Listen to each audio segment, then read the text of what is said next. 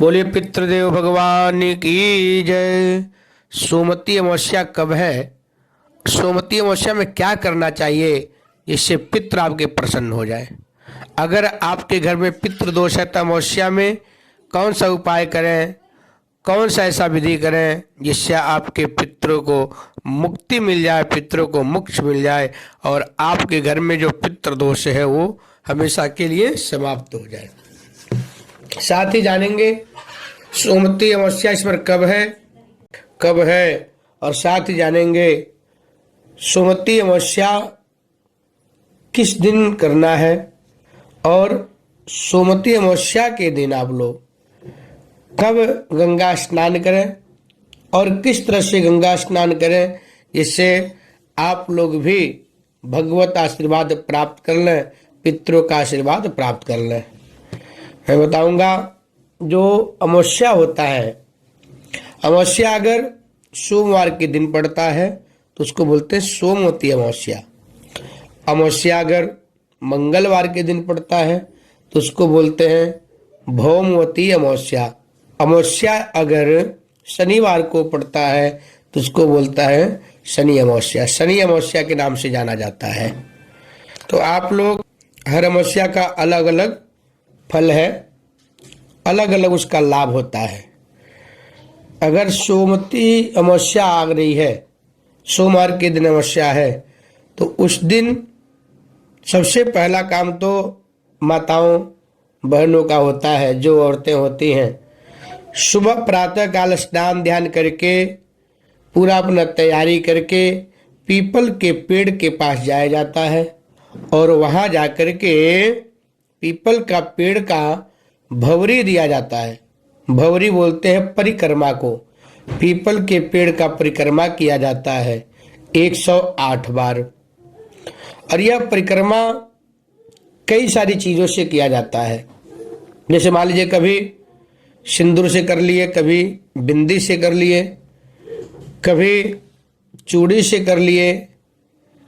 इस तरह से सुहाग के सामान से भी किया जाता है, श्रृंगार के सामान से भी किया जाता है। कभी चुन्नी से भी कर सकते हैं, कभी मूंगफली से कर लें, कभी बादाम से कर लें, कभी काजू से कर लें, कभी किशमिश से कर लें, कभी किसी फल से कर लें, कभी लौंग से परिक्रमा कर लेना चाहिए, कभी इलायची से परिक्रमा कर लेना चाहिए, कभी सुपारी से भी परिक्रमा कर लेना चाहिए। अलग अलग चीज़ों से आप अपने जीवन में अलग अलग बार करते रहें, उसका बहुत विशेष महत्व है। जो माताएं बहनें सोमवती अमावस्या का परिक्रमा करती हैं उनके सुहाग का दीर्घ आयु प्राप्त होता है, उनके सुहाग को दीर्घ आयु प्राप्त होता है और वह स्वस्थ रहता है। पुत्र तथा धन धान से परिपूर्णता मिलती है। जो लोग सोमवती अमावस्या के दिन परिक्रमा करते हैं पीपल का 108 बार। पितरों का पूजन भी करना चाहिए। पितरों की मोक्ष के लिए अमावस्या के दिन श्राद्ध करना चाहिए, पिंडदान करना चाहिए, एकोदृष्ट श्राद्ध करना चाहिए, साथ ही साथ त्रिपिंडी श्राद्ध करना चाहिए, नारायण बलि भी कर सकते हैं, जिससे पितरों को मोक्ष मिलता है, पितरों की सद्गति की प्राप्ति होती है। जब कोई हमारे बड़े बूढ़े तो पूर्वजों को मुक्ति के लिए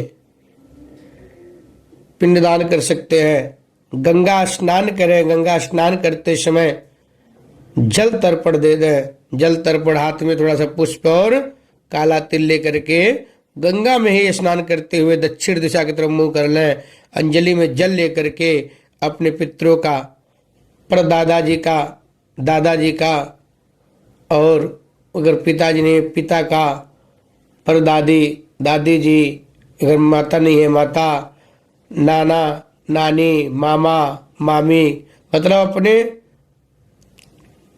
अपने परिवार का तर्पण किया जाता है। फिर अपने माँ के गोत्र का, अपने ननिहाल का, फिर अपने ससुराल का भी करना चाहिए। ये 3 पीढ़ी और 3 कुल का तो अति आवश्यक होता है तर्पण करना। अगर आप पिंडदान कर रहे हैं तो पिंडदान भी करने का भी इसमें विधि है। शास्त्र ने अनुमति दे दिया है, आप तीनों कुल का पिंडदान कर सकते हैं। त्रिपिंडी श्राद्ध में कई सारे कुल का और अपने परिवार में अपने मित्र का, अपने दोस्त का, अपने पड़ोसी का, सबका तर्पण किया जाता है, पिंडदान किया जाता है, सबको मोक्ष कराया जाता है। कहीं से भी कोई बचना नहीं चाहिए, सबका पिंडदान और तर्पण होता है त्रिपिंडी श्राद्ध में। और वैसे भी जब श्राद्ध में तर्पण किया जाता है तो उसमें भी विधान है, अपने परिवार का, अपने ननिहाल का, अपने ससुराल का, अपने दोस्त का, अपने मित्र का, अपने पड़ोसी का, कोई जानने वाला हो मर गया है तो उसका तर्पण करना चाहिए। सब विधि है शास्त्रों में, इस प्रकार से होता है। और आप जैसे गंगा में नहा रहे हैं तो उसमें तर्पण दे दें, फिर उसके बाद दीप दान कर दें, दीप जला करके उसमें गंगा में प्रवाहित कर दें, उसमें पुष्प छोड़कर कुछ गायों को भोजन करा दे, कुछ साधु संतों को, ब्राह्मणों को भोजन कराना चाहिए अमावस्या के दिन। अगर आप लोग गंगा जी नहीं जा पा रहे हैं तो घर में ही नहाने वाले पानी में गंगा जल डालने, काला तिल डाल कर नहाए और एक मंत्र बोल दें, बोलिए ओ गंगा मैया की जय, गंगे च यमुने चैव गोदावरी सरस्वती नर्मदे सिंधु कावेरी जलेस्मिनीं सन्निधिं कुरु। गंगा माँ का आवाहन करके स्नान कर लें और बोलना चाहिए, गंगा बड़ी गोदावरी तीर्थ राज प्रयाग, सबसे बड़ी अयोध्या नगरी जहाँ राम जी लिए अवतार। ये सब मंत्र बोल करके स्नान करना चाहिए। फिर स्नान करने के बाद पितरों का तर्पण कर ले। पितरों के लिए भगवान नारायण से, माता गायत्री से मोक्ष की कामना करना चाहिए। पितरों के लिए कुछ दान कर देना चाहिए। जो लोग गंगा जी नहीं जा पा रहे हैं, घर में स्नान ध्यान करके मंदिर में जाकर के दान कर दे, किसी ब्राह्मण को भोजन खिला दे, खीर बना करके भोग लगा दे, उसको बांट देना चाहिए। पीपल के पेड़ के नीचे एक भोग लगा देना चाहिए।